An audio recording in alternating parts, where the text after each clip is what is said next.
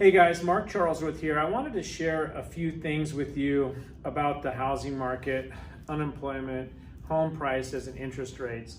There's been a lot of uncertainty this summer, obviously, with the COVID-19, unemployment soaring to 14.7 at the peak of it. It has relaxed and is now in the 7.9%, I think was the report for September. And I want to talk about how that's impacting the housing market. I know it brings to mind a lot of uncertainty when you hear these numbers, but it's been an interesting mix. And I'm going to refer to a cheat sheet right here, but actually this next graph, I've got a copy here in my hand. But if we look at the breakdown in age category, what's interesting is that in the 35 and over category, that was only 6.4%. And so that's where most of home sales happen. If you look at the graph here, 72% of home sales happen 35 and over. Sorry if you're under 35, but about 3% of home sales happen 24 and younger, 12.5% of unemployment there, and then 8.7% unemployment from 25 to 34, which is about 25% of home sales.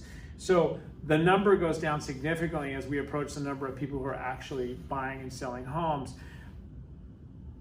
14.7 unemployment, that's a scary number. I think we're down now at 7.9, but one thing to keep in mind is that's actually more than what we saw, I think, in 2012 when the housing crisis was considered to be just about wrapping up. At the peak of that housing crisis, we saw 10% unemployment. So we saw some pretty economically devastating times. Things really kind of switched up really fast.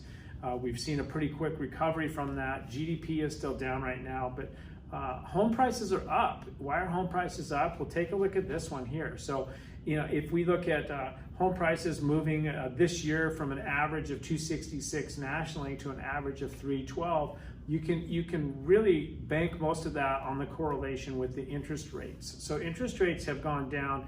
And if you look at where we're at here at the beginning of the graph at 3.8 something to 2.8 something at the end of the graph, the difference is significant. How is that different and why does that drive home prices? Well, we took these interest rates and we put them in a mortgage calculator. We found that at the beginning of the year, you could get $1,000 for $5 a month. Now, at this point in the year, it's $4 per 1,000. And so that's really given a push to home prices.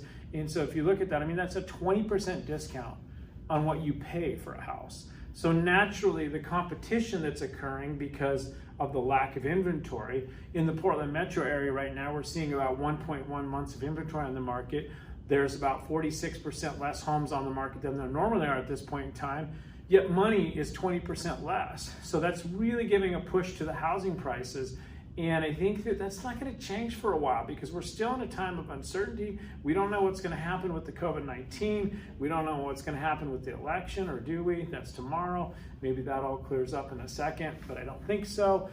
At any rate, there's a lot of uncertainty out there, but one thing that I'm sure of is that it is a good time to get a good return on your house. I think we're going to see a shift in this at some point soon when the interest rates change, but right now, this is what's driving the market.